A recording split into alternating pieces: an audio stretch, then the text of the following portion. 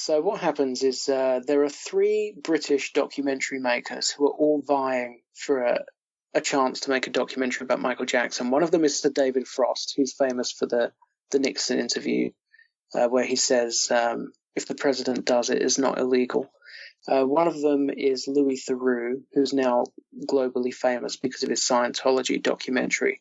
And one of them is Martin Bashir, who is known in the UK for being a panorama reporter for BBC, who famously did the Princess Diana interview, where she spoke about how there were 3 people in her marriage to Prince Charles.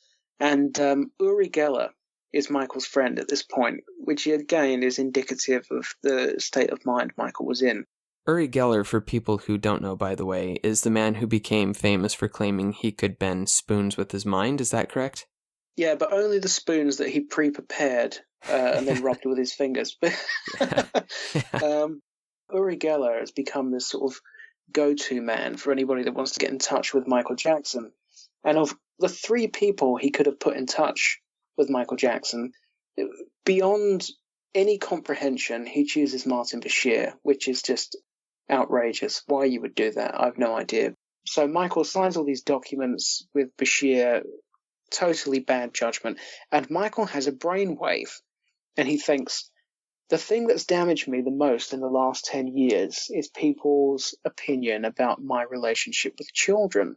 So wouldn't it be a great idea if I invited this boy who I've helped cure his cancer, called Gavin Arvizo? Why don't I invite him and his family up to the ranch? And then Martin Bashir can film me and Gavin talking about his story, and people will understand what a lovely person I am. Well, I sit here on the couch and we hold hands together and he's resting his head on my shoulder and talking about... And it will be beautiful. Right. People will think, wow, what a lovely man. So,